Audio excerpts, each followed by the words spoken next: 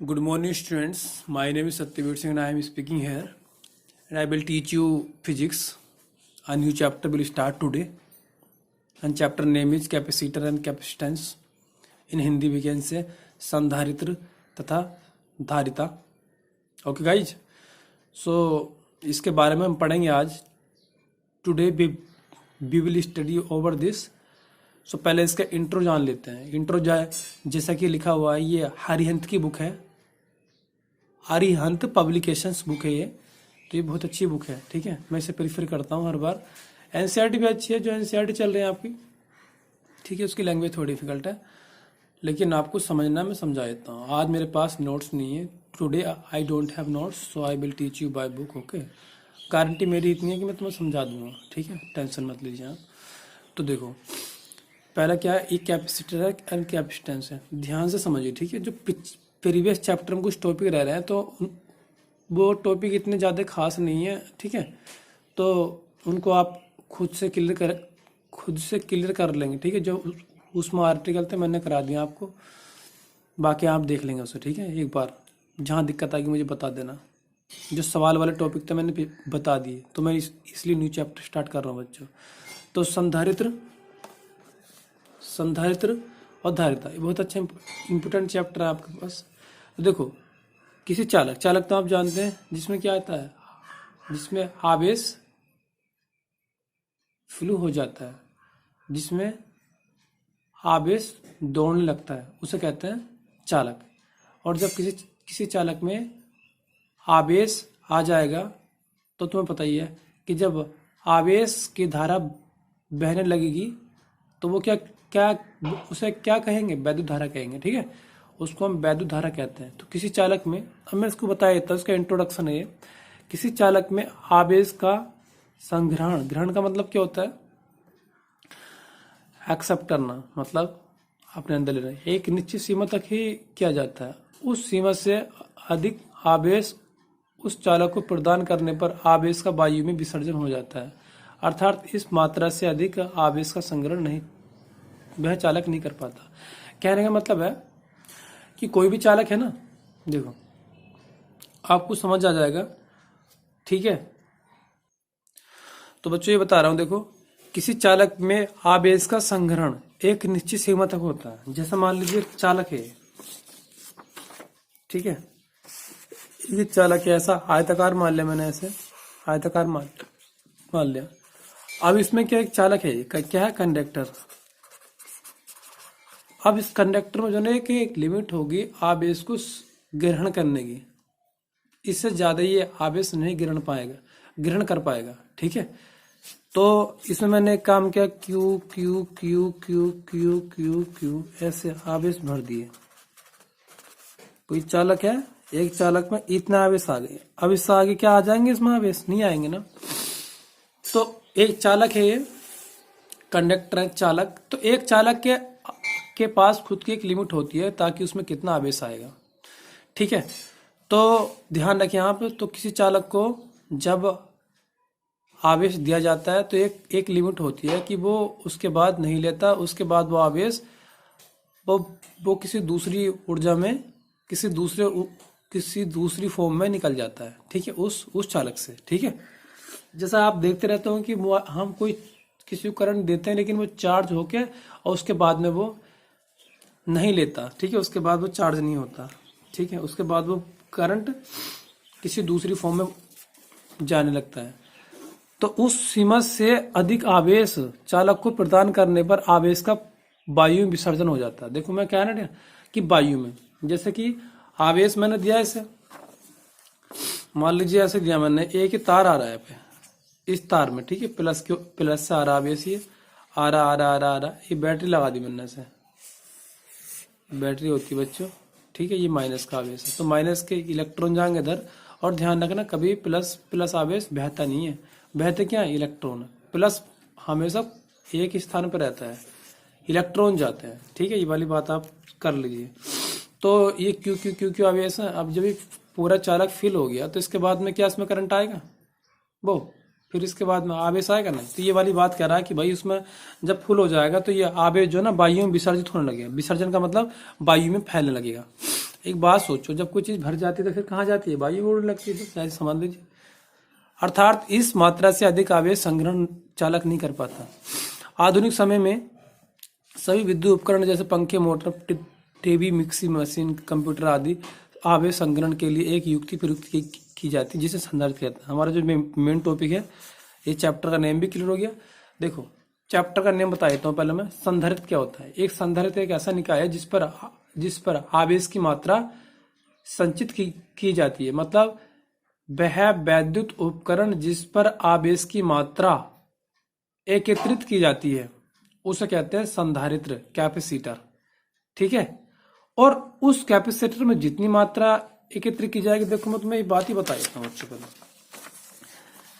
ये तो हो गया तुम्हारा एक, चलो इसको संधारित्र मान लो थोड़ी देर के लिए। क्या है वह? संधारित्र ऐसा बनता है। संधारित्र ये तो चालक हो गया, चालक में संधारित्र में अंतर है। ओह माय गॉड, ओहो क्या हो रहा है यार ये? देखो मैं बताता हूँ तुम्हें, ये लाइन मुझसे गलत खींच गई बच्चों। देखो आपको यहाँ दिख रहा होगा इधर, तो ये प्लेट एक, तो संधारित्र क्या होता है? दो प्लेटों को बना होता है और दोनों प्लेटें क्या होती है? समांतर होती हैं। तो पहली प्लेट पे क्या होता है? प्लस प्लस होता है, प्लस प्लस क्यू, और दूसरी पे होता है माइनस क्यू। देखो जैसे ये दो प्लेटें होती हैं, इस प्लेट का नाम रख लो एक्स, इस प्लेट का नाम रख लो वाई।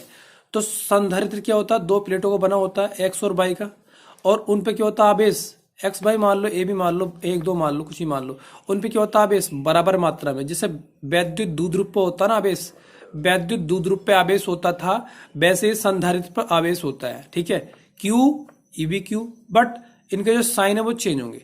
तो क्या है संधारित्र? क्या है संधारित्र? क्या है?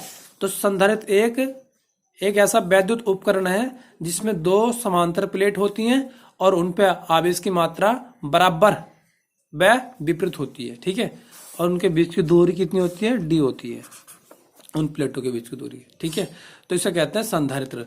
और इस संधारित्र में जितनी आवेश की मात्रा कलेक्ट की जाएगी, इकट्ठा की जाएगी, कलेक्ट की मतलब की जाएगी। कलेक्ट का मतलब होता है कलेक्ट की इकट्ठा करना, एकत्रित करना। तो मान लीजिए इसे बंद कर लीजिए आप, देखो समझते रहना। अब इसमें कितना आवेश आ गए? मान लो इसमें जितना आवेश एकत्र किया जाएगा वो उसकी धारिता कहलाएगी। धारिता का मतलब होता है वॉल्यूम, वॉल्यूम का मतलब क्या होता है? आयतन। ठीक है, तो ध्यान कर दिया आपने। तो संधारित्र क्या है? संधारित्र एक ऐसा निकाय है। निकाय कैसा है? दो प्लेटें होती है समांतर, एक्स और वाई, और दोनों पे क्या होता है? आवेश की मात्रा समान व विपरीत होती है। ठीक है, उसे कहते हैं संधारित्र। और इस पे क्या होता है? आवेश की मात्रा संचित का मतलब जमा की जाती है। इसमें आवेश को जमा किया जाता है, उसे कहते हैं संधारित्र। और जितनी मात्रा इसमें की जाएगी वो होती है उसकी धारिता। धारिता मतलब जैसे टंकी है, तो टंकी में कितना पानी आएगा? तो टंकी क्या होगी? पानी भरने की होगी। ऐसे क्या होगी? ये संधारित्र, ये किसके भरने का हो गया? आवेश भरने का हो गया। और टंकी में कितना पानी आएगा? तो वो टंकी की धारिता होगी। और यहाँ पे कितना इस संधारित्र में कितना आवेश आएगा? वो संधारित्र की धारिता होगी। पता लग गया आपको? ठीक है, धारिता मतलब कैपेसिटी। ठीक है, चलो अब इसके बाद में आपने पढ़ लिया होगा संधारित्र की संरचना, आकार, समान ग्रहण क्षमता इत्यादि हम इसमें अध्ययन करेंगे। ठीक है, अब चालक, विद्युत रोधी, परावैद्युत तो आपको पता ही है। चालक क्या होते हैं? चालक वही होते हैं जिनमें इलेक्ट्रॉनों की संख्या बहुत अधिक होती है, इनके द्वारा करंट फ्लो हो जाता है, और वगैरह वगैरह पता लग गया आपको। ठीक है, और सबसे अच्छा चालक कौन सा है? सबसे अच्छा चालक है विद्युत का चांदी, उसके बाद में कापर, उसके बाद में एल्यूमिनियम, उसके बाद में आयरन, उसके बाद में बहुत सारी चीजें हैं। अब छोड़िए उन बातों को। ठीक है, अब ये क्या है? ये कुछ चालक की प्रॉपर्टी है। चालक के भीतर विद्युत क्षेत्र शून्य होता है। देखो मतलब चालक के भीतर, मैंने पीछे बताया था आपको। तो चालक पदार्थों में मुक्त इलेक्ट्रॉन होते हैं। इन मुक्त इलेक्ट्रॉनों के कारण आवेश पूर्ण वितरण होता है जिससे चालक में प्रेरित विद्युत क्षेत्र उत्पन्न हो जाता है। इस मुक्त इलेक्ट्रॉन का विरोध करता है। चालक पदार्थों बाहरी विद्युत क्षेत्र के कारण ये विपरीत हो जाता है, उनके क्षेत्र मतलब हो जाता है क्या? खत्म हो जाता है। कहने का मतलब है किसी चालक में जो है ना, किसी चालक में, ये चालक है मान लीजिए, ये चालक है। अब इसका एक वैद्युत क्षेत्र तो है क्योंकि चालक है, आवेश आ रहा, आवेश होने के साथ साथ क्या होगी, आवेश की धारा को हम क्या कहते हैं, वैद्युत धारा कहते हैं। और वैद्युत धारा क्या करती है उत्पन्न, वो सॉरी वैद्युत आवेश क्या करता है उत्पन्न, अपने चारों एक क्षेत्र बनाता है जिसे हम कहते हैं वैद्युत क्षेत्र। और वैद्युत क्षेत्र का बनाने का मूल कारण कौन है, आवेश। वैद्युत क्षेत्र और चुंबकीय क्षेत्र को बनाने का मूल कारण कौन है, आवेश। आवेश के ऊपर पूरी इलेक्ट्रिसिटी फिजिक्स टिकी हुई है, ठीक है, सब इस पर डिपेंड है। ओके, अब इसके बाद में मैं ये बताने जा रहा हूं आपको कि बस बात ये बताने जा रहा हूं कि भैया ये इनके बीच में जोड़ क्यों होता है। तो इसमें एक वैद्युत क्षेत्र ये हो गया और एक इलेक्ट्रॉन बहुत सारे थे, एक और दूसरा बन जाएगा वैद्युत क्षेत्र ई। अब इनकी डायरेक्शन क्या होगी, अपोजिट होगी, अभी जीरो हो जाएंगे। तो एक चालक के अंदर वैद्युत क्षेत्र ई का मान क्या होता है, जीरो होता है। पीछे बता चुका हूं, ठीक है, इस बात को मैं। अब इसके बाद में क्या है, चालक हो गया ये, तो इन बातों को नहीं पढ़ेंगे, ये तुम अपने नोट से पढ़ लेंगे, ठीक है, सिंपल है, आसान बात है, ठीक है। तो अचालक क्या होते हैं वो पता, जिनमें वो इलेक्ट्रॉन बहुत कम होते हैं तो करंट कहाँ से आएगा। विद्युत रोधी क्या, हाँ वही जो बता रहा हूँ। अब परावैद्युत क्या होते हैं, परावैद्युत वो होते हैं कि जिनमें करंट आने का आसार नहीं है लेकिन फिर भी उनमें मतलब करंट आ जाता है, ठीक है, उन्हें कहते हैं परावैद्युत। अब देखो आगे इसमें, तो आपको मुझे लगा चैप्टर रनिंग क्लियर हो गया। मेरा मकसद ये था कि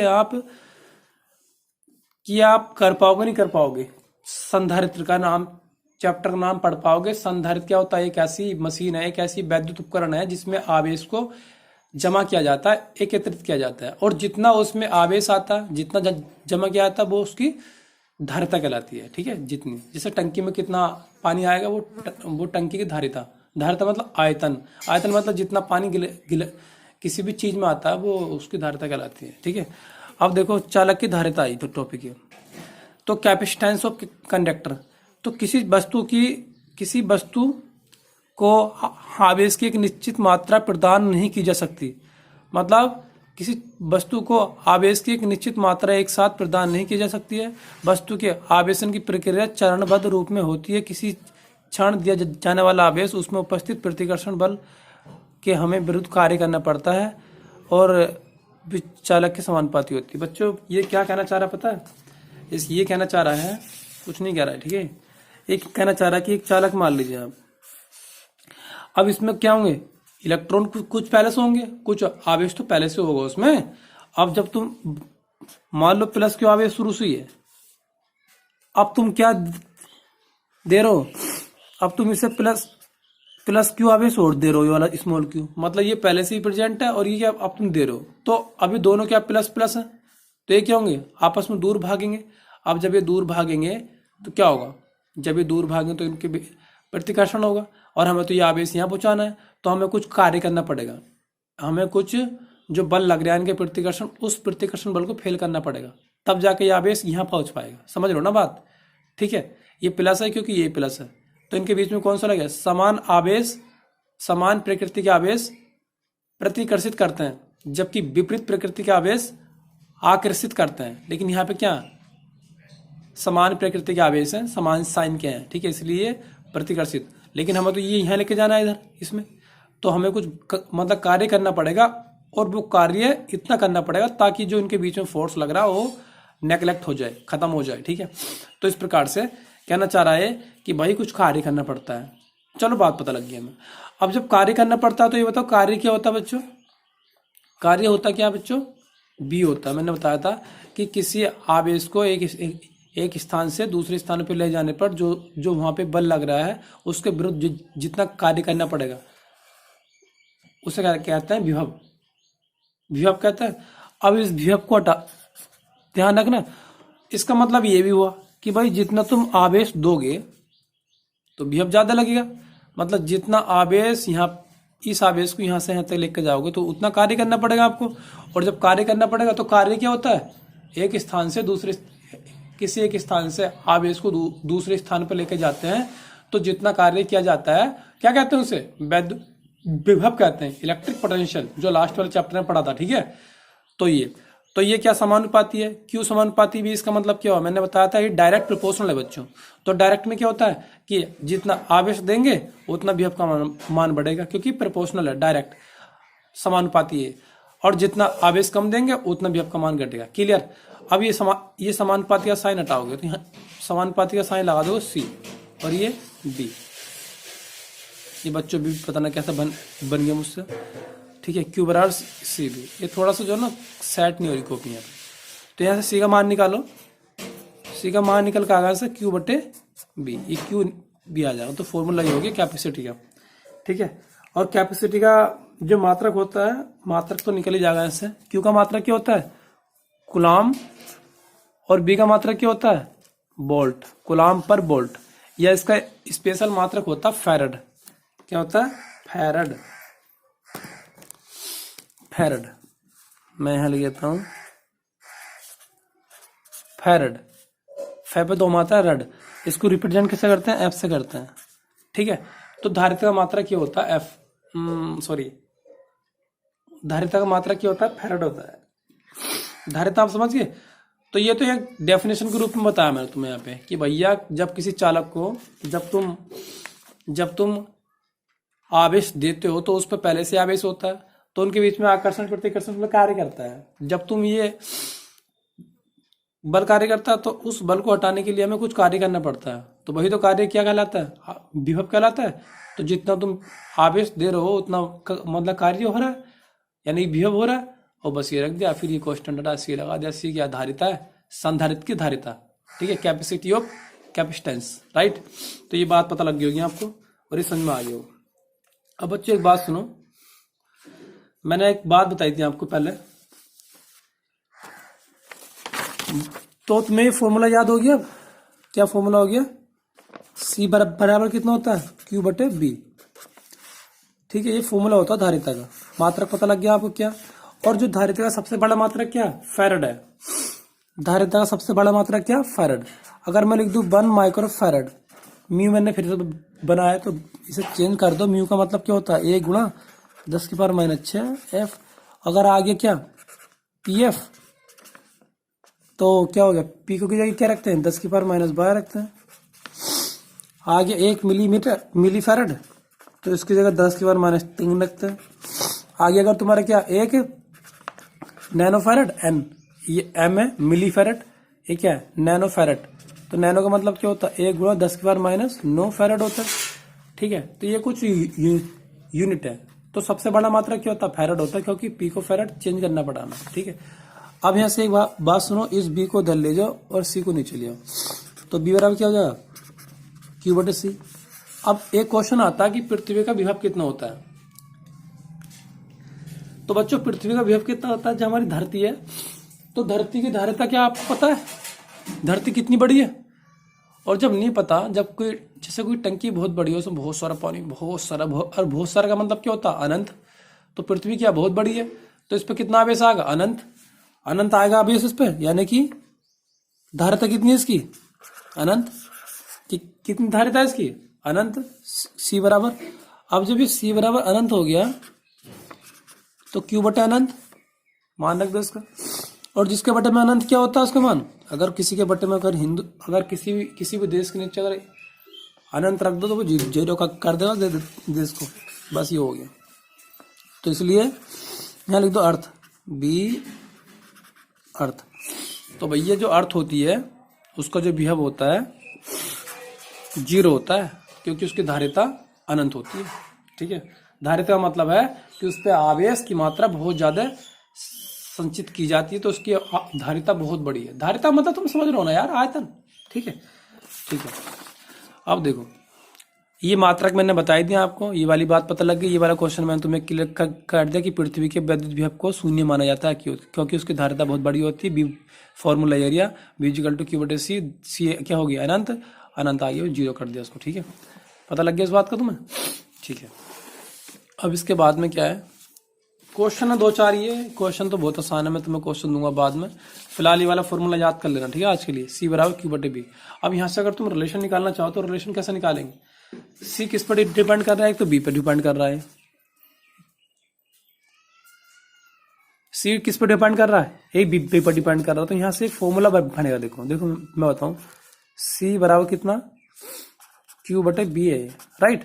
अब इनका आपस में रिलेशन निकालना कि ये सी इसके साथ कैसा रिलेशन रख रहा, क्यू के साथ, और सी बी के साथ कैसा रिलेशन रख रहा, चेक कर लेते हैं। तो ये क्या, सी पहली बार में कांस्टेंट मान लो बी को, तो क्यों बचा क्यू, कांस्टेंट क्या आपके पास 1/b बराबर कांस्टेंट है। तो इसका मतलब क्या, सी और क्यू में क्या रिलेशन है, जिसके बीच मतलब रिलेशन निकालना पड़ता है उसको छोड़ते हैं, बाकी सब हटा देते हैं और वहां ये साइन लगा देते हैं, ये वाला, ये प्रोपोर्शनल का। प्रोपोर्शनल दो प्रकार के होते हैं, डायरेक्ट भी हो सकता है, इनडायरेक्ट भी हो सकता है। डायरेक्ट जब होता है जब ऊपर ऊपर लिखे होते हैं, और कोई अगर एक भी नीचे हो जाए तो वो हो जाता है इनडायरेक्ट, व्युत्क्रम अनुपाती का, तो उसमें उल्टे हो जाते हैं अनुपात। तो यहाँ पे क्या, अगर जितनी धारिता ज्यादा होगी उतना आवेश ज्यादा होगा, सही बात है। जितना तुम किसी चालक को आवेश दोगे, आवेश की मात्रा ज्यादा होगी, और जब उसमें आवेश की मात्रा ज्यादा होगी तो उसकी धारिता ज्यादा होगी, और कम दोगे तो कम आवेश होगा, ठीक है। तो पता लग गया इसका, यानी कि धारिता बढ़ेगी तो आवेश बढ़ेगा, और धारिता घटेगी तो आवेश घटेगा। ये बातें मैं तुमसे इतनी बार बताता हूँ कि बहुत बार बताता हूँ, क्योंकि फिजिक्स में इनके अलावा कुछ नहीं है, ठीक है। अब क्यू को मैंने रखा, अब बी के साथ निकाल रहा हूँ, सी तो रहेगा ही हर बार, क्योंकि आप सी के साथ दोनों का बता रहे हो। तो सी समानुपाती 1/b, आपकी बार में क्या दो, क्यू कांस्टेंट है। अब देखो ये कौन सा रिलेशन है, इनडायरेक्ट प्रोपोर्शनल, मतलब व्युत्क्रम अनुपाती। तो व्युत्क्रम अनुपाती का मतलब क्या हो गया कि भैया कि ये जो कैपेसिटी है, धारिता, वो विभव के क्या अपोजिट है, यानी कि जितनी धारिता का मान ज्यादा होगा उतना विभव का मान कम होगा, जितनी धारिता का मान कम होगा उतना विभव का मान ज्यादा होगा, क्योंकि आपको तो पता ही है उल्टा होता है यहाँ पे, राइट। तो ये आपको बात समझ में आ गई, ठीक है। अब देखो, तो ये इनको प्रभावित करने वाले कारक हो गए, मतलब आवेश कैसे प्रभावित करता है, आवेश कैसे प्रभावित करता है इसे, इसको कि भैया आवेश की मात्रा घटेगी तो धारिता भी घटेगी, आवेश की मात्रा बढ़ेगी तो धारिता ही बढ़ेगी। और विभव कैसे करता है, विभव का मान बढ़ेगा, धारिता का मान घटेगा, विभव का मान घटेगा तो धारिता का मान बढ़ेगा, क्योंकि ये डायरेक्ट रिलेशन है। आपको समझ में आ गई होगी बात, ठीक है, ठीक है बच्चों। चलो एक काम करते हैं, नेक्स्ट टाइम वीडियो मिलते हैं। So thank you for watching this video, and we will meet in the next video soon. So until then you can practice yourself and keep studying and have a good day ahead. Thank you. जय हिंद।